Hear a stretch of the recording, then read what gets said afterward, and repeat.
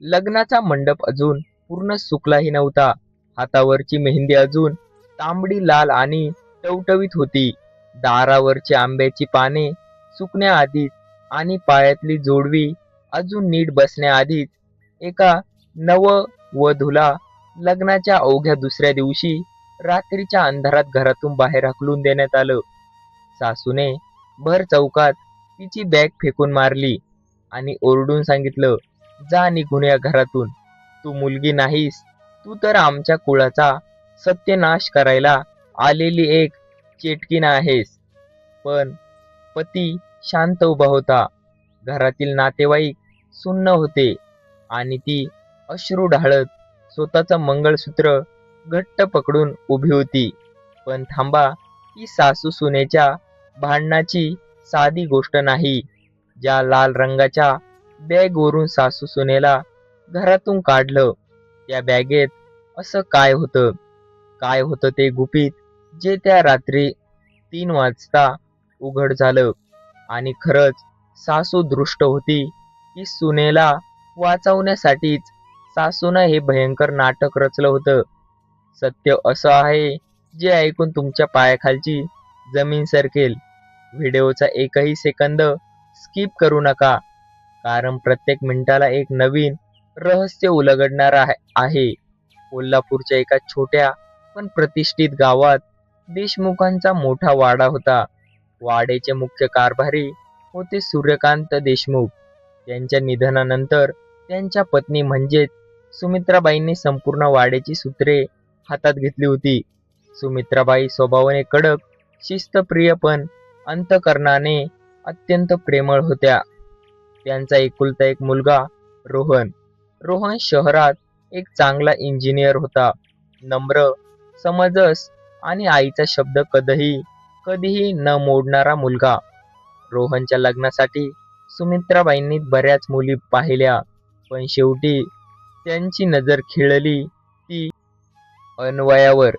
अन्वया अत्यंत निष्पाप, साधी. आई वडील लहानपणीच वारल्यामुळे मामा मामीच्या छत्रछायेखाली मोठी झालेली मुलगी. अन्वयाचे डोळे नेहमी काहीतरी सांगू पाहत असत. तिचा चेहऱ्यावर एक निरागसता होती, जी कोणाचेही मन जिंकून घेईल. लग्नाचा दिवस उजाडला. वाडा रोषणाईना उजळून निघाला होता. मंगलाष्टकाचे सूर घुमले. रोहन आणि अन्वयाचा विवाह सोहळा अत्यंत थाटामाटात पार पडला. सुमित्राबाईंनी सुनेचे स्वागत करताना तिच्या डोक्यावरून हात फिरवला आणि म्हणाली, अन्वया, आजपासून तू या घराची सून नाहीस, तर माझी मुलगी आहेस. या वाड्याची लक्ष्मी आहेस तू. अन्वयाच्या डोळ्यात आनंद अश्रू आले. तिला वाटलं, आई वडिलांचे छत्र हरवल्यानंतर आज तिला पुन्हा एकदा आईचं प्रेम मिळतंय. पण तिला काय माहित होतं की ज्या वाड्यात ती पाऊल ठेवत आहे, त्या वाड्याच्या प्रत्येक भिंतीमागे एक भयंकर रहस्य लपलेलं आहे. लग्नाचा पहिला दिवस अत्यंत आनंदात गेला. सत्यनारायणची पूजा झाली. नातेवाईकांचे आदरातिथ्य झाले. रात्री जेव्हा वाड्यात शांतता पसरली, तेव्हा अन्वया आणि रोहन यांच्या खोलीत एक वेगळीच शांतता होती. रोहनने अन्वयाचा हात हातात घेतला आणि म्हणाला, अन्वया, मला माहित आहे तू एका नवीन वातावरणात आली आहेस, पण विश्वास ठेव, मी तुला जगातील सर्व आनंद देईल. तुला कधीही एकटं वाटून देणार नाही. अन्वया हसली, पण अचानक वाड्याच्या मागील बाजूने एक विचित्र आवाज आला. घुंगराचा अस्पष्ट आवाज आणि कोणाच्या तरी विव्हाळण्याचा आवाज. अन्वया दचकून उठली. रोहन, ऐकलंस का तो आवाज? रोहनचा चेहरा क्षणार्धात पांढरा फटक पडला. त्याने लगेच विषय बदलला. नाही ग अन्वया, वारा असेल. जुना वाडा आहे ना, वेंटिलेशन मधून वारा आला की असा आवाज येतो. तू झोप, खूप थकलीस. रोहनने लाईट बंद केली पण अन्वयाला झोप आली नाही. ती खिडकीकडे पाहत राहिली. खिडकीतून बाहेर बघितल्यावर तिला वाड्याच्या मागच्या जुन्या आउट हाऊसमध्ये एक अंधूक दिवा जळताना दिसला आणि तिथे एक स्त्रीची सावली दिसत होती. अन्वयाच्या मनात भीतीची शंका आली. या रात्री 3 वाजता आउट हाऊसमध्ये कोण असू शकतं? दुसऱ्या दिवशी सकाळी अन्वया लवकर उठली. तिने वाड्यात पूजेची तयारी केली. सुमित्राबाईंनी सुनेचे कौतुक केले. पण दुपारच्या वेळी जेव्हा रोहन काही कामासाठी शहरात गेला होता, तेव्हा अन्वयाला सुमित्राबाईंच्या खोलीतून खोलीतून बोलवण्याचा आवाज आला. सुमित्राबाई कोणाशी तरी फोनवर अत्यंत काळजीने बोलत होत्या. मी त्याला जास्त दिवस लपवून ठेवू शकत नाही. आज रात्रीच ते काम झाले पाहिजे. जर अन्वयाला याबद्दल कळलं तर सगळा खेळ खंडोबा होईल. तिची ती लाल बॅग कुठे आहे? ती बॅग आपल्याला आजच नष्ट करावी लागेल. अन्वया दरवाजा मागे उभी राहून सर्व ऐकत होती. तिचे हृदय जोरात धडधडू लागले. माझी लाल बॅग, माझ्या लग्नाच्या ट्रकमध्ये असणारी ती लाल बॅग. सासूबाईंना त्या बॅगबद्दल काय माहिती आहे आणि त्या बॅगेत असं काय आहे जे मलाही माहीत नाही. अन्वया लगेच आपल्या खोलीत पळाली. तिने आपली मोठी कपाट उघडली. तिच्या मामांनी लग्नात दिलेली एक लाल रंगाची ट्रॅव्हलर बॅग तिथे ठेवली होती. ती बॅग अन्वयाने कधीच उघडून पाहिली नव्हती, कारण तिच्या मामीने सांगितले होते, अन्वया, ही बॅग तुझ्या आईची शेवटची आठवण आहे. योग्य वेळ आल्यावरच ही उघड. अन्वयाने ती लाल बॅग बाहेर काढली. बॅगेला एक जुने पितळी कुलूप होते. अन्वयाने अत्यंत थरथरत्या हातांनी ते कुलूप तोडण्याचा प्रयत्न केला आणि जेव्हा कुलूप तुटलं, बॅगेच्या आत जे होतं ते पाहून अन्वयाची किंचाळी घशातच अडकली. बॅगेत कपडे नव्हते. बॅगेत सोन्याचे दागिने नव्हते. बॅगेत होते देशमुख घराण्याचे जुने अस्सल कागदपत्रे, काही काळ्या जादूशी संबंधित जुन्या वह्या आणि रोहनचा बालपणीचा एक असा फोटो ज्यामध्ये त्याच्या गळ्यात एक विचित्र ताईत होते. पण सर्वात भयंकर गोष्ट म्हणजे त्या बॅगेत एक रक्ताने माखलेली जुनी चिठ्ठी होती, ज्यावर लिहिले होते, सुमित्रा, तू माझ्या मुलाला हिरवून घेतलंस, पण 22 वर्षानंतर तुझी सूनच तुझ्या घराचा काळ बनेल. अन्वया सुन्न झाली होती. तिचा श्वास रोखला गेला होता. ती विचार करत होती, माझ्या आईची आठवण असलेल्या बॅगेत देशमुख घराण्याचा कागदपत्र काय करत आहेत? मी कोण आहे? माझी खरी ओळख काय आहे? अचानक खोलीचा दरवाजा जोरात उघडला गेला. समोर सुमित्राबाई उभ्या होत्या. त्यांच्या डोळ्यात राग, भीती आणि एक अथांग चीड होती. त्यांनी अन्वयाच्या हातातली ती लाल बॅग पाहिली. तुझी एवढी हिंमत, तू ती बॅग उघडलीस? सुमित्राबाईंचा आवाज संपूर्ण वाड्यात घुमला. नातेवाईक पळत आले. रोहनही नुकताच घरात आला होता. सुमित्राबाईंनी अन्वयाचा हात पकडला आणि तिला खेचत खेचत वाड्याच्या मुख्य दाराकडे आणले. आई, काय करते आहेस तू? सोड तिला, रोहन ओरडला. गप्प बस रोहन, सुमित्राबाईंचा आवाज गरजला. ही मुलगी आपल्या घरासाठी अलक्ष्मी आहे. हिने आपल्या घराची सर्वात मोठी गुपिते उघडली आहेत. हिच्या रक्तामध्येच विष आहे. अन्वया पाया पडत होती. आई साहेब, मला माफ करा. मला काहीच माहित नाही. मला माझ्या मामांनी ही बॅग दिली होती. पण सुमित्राबाईंनी एक ऐकलं नाही. त्यांनी ती लाल बॅग अन्वयाच्या अंगावर फेकून मारली. जा निघून या घरातून. लग्नाच्या दुसऱ्याच दिवशी मी तुला या घराचा उंबरा ओलांडायला सांगते. पुन्हा या वाड्यात पाऊल ठेवलेस तर तुझा मृतदेहच बाहेर जाईल. आणि सुमित्राबाईंनी वाड्याचा भयंकर मोठी लाकडी दरवाजा अन्वयाच्या तोंडावर जोरात बंद केला. अन्वया भर पावसात रात्रीच्या अंधारात वाड्याच्या बाहेर रस्त्यावर पडली होती. तिच्या हातात ती लाल बॅग होती. तिचे आयुष्य एका रात्रीत उद्ध्वस्त झाले होते. पण थांबा, सासूबाईंनी अन्वयाला खरंच रागाच्या भरात हाकललेले होते की वाड्याच्या बाहेर उभ्या असलेल्या एका अदृश्य धोक्यापासून अन्वयाचा जीव वाचवण्यासाठी हे नाटक केले होते.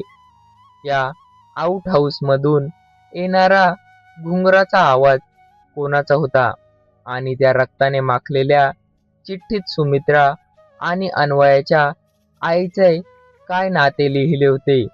तुम्ही सर्वांचे डोके चक्रावून टाकणारे हे रहस्य उलगडणार आहे.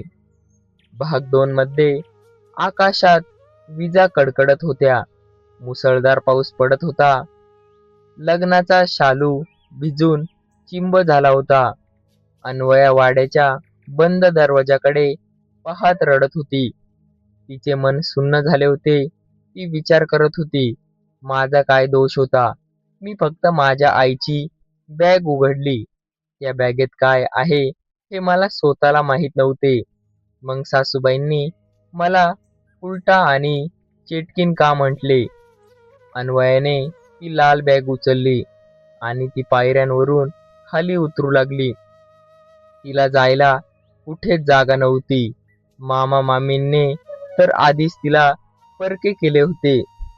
तुकडे तुकडे झालेल्या मनासोबत ती वाड्याच्या मागच्या बाजूला असलेल्या जुन्या रस्त्याने चालत होती. चालता चालता तिची नजर पुन्हा एकदा त्या वाड्याच्या आउट हाऊसकडे गेली.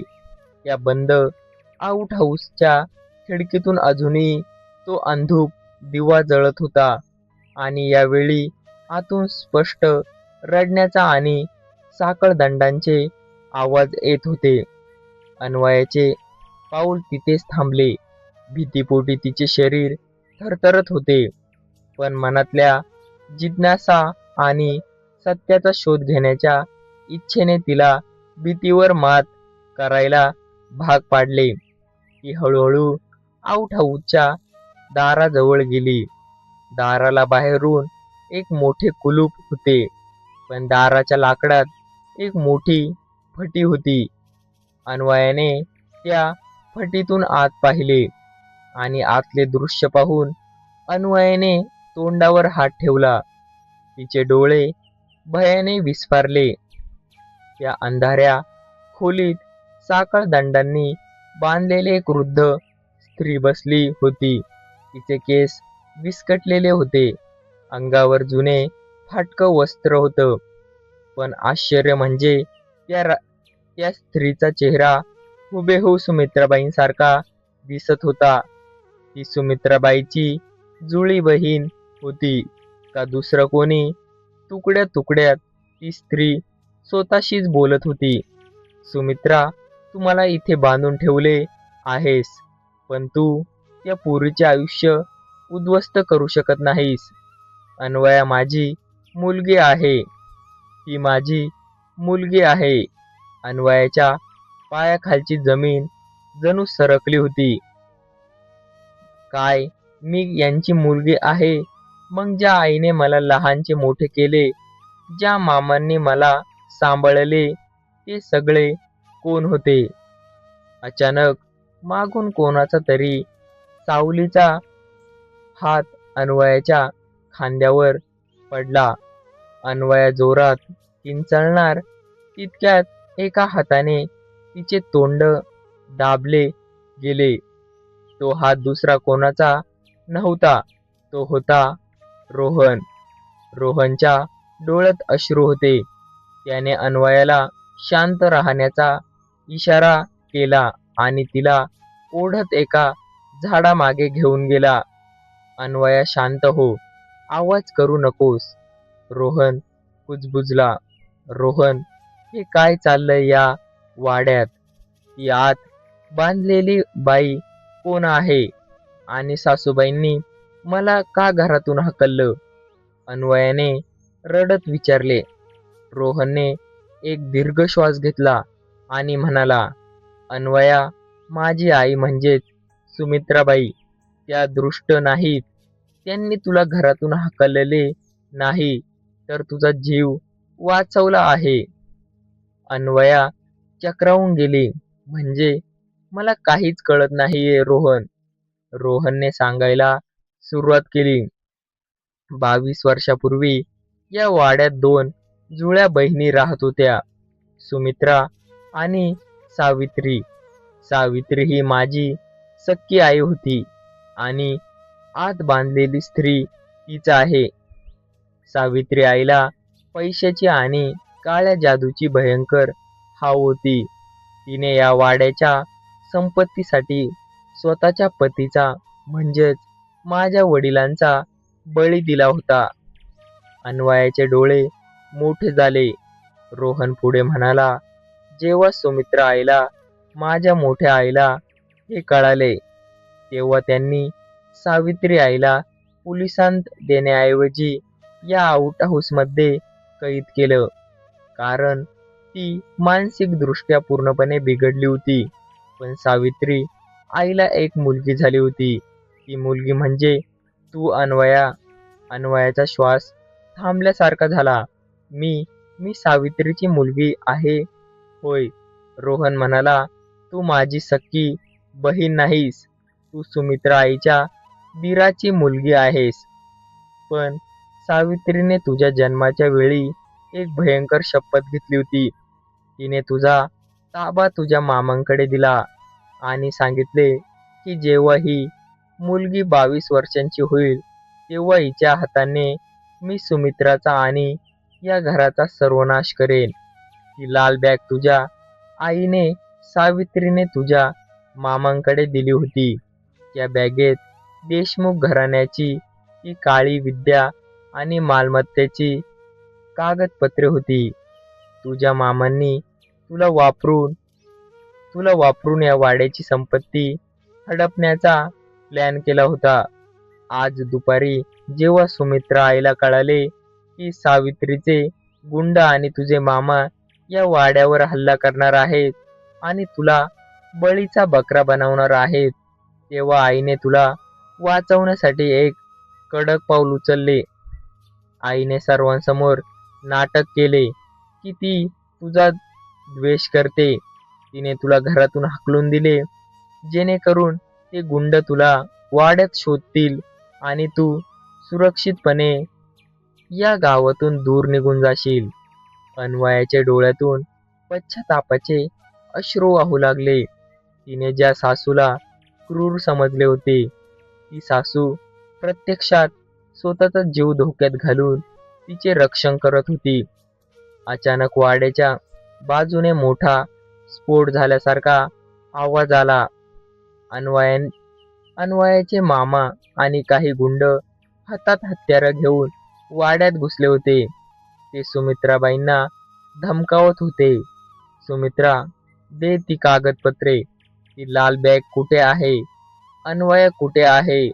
सुमित्राबाई मोठ्या धैर्याने उभ्या होत्या. माझा जीव गेला तरी चालेल, पण मी माझ्या सुनेचे आणि माझ्या रोहनचे आयुष्य तुमच्या राक्षसांच्या हातात देणार नाही.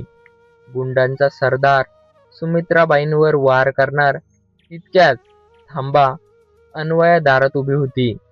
तिच्या हातात ती लाल बॅग होती. तिच्या डोळ्यात आता भीती नव्हती, तर एक वेगळंच तेज होतं. तुम्हाला ही बॅग हवी आहे ना? अन्वया ओरडली.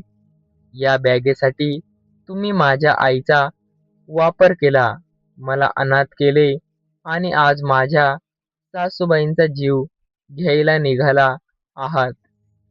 अन्वयाने ती बॅग हवेत उंचावली आणि शेजारीच जळणाऱ्या मशालीवर ती बॅग फेकून दिली.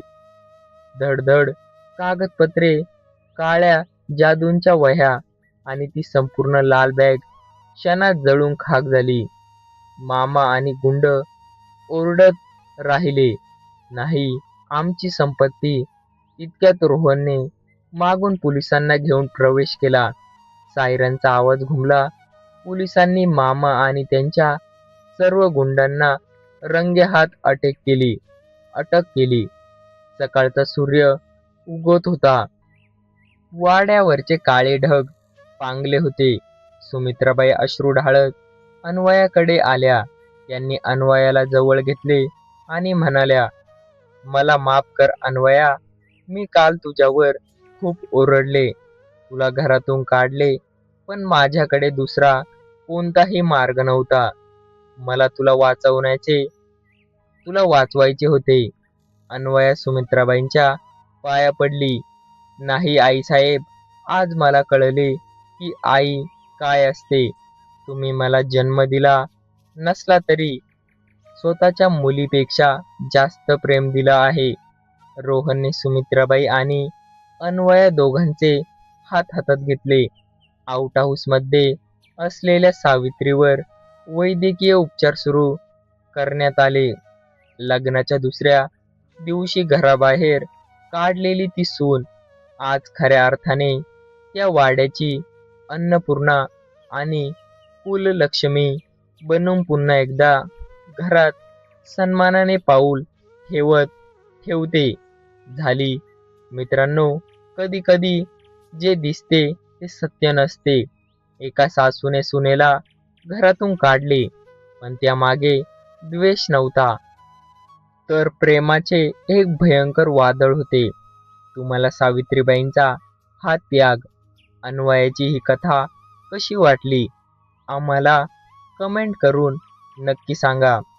जर कथेने तुमच्या हृदयाला स्पर्श केलं असेल तर व्हिडिओला लाईक करा, तुमच्या मित्रांसोबत शेअर करा आणि अशाच थरथरक, भावूक आणि सस्पेन्स स्टोरीसाठी आपल्या चॅनलला सबस्क्राईब करायला अजिबात विसरू नका.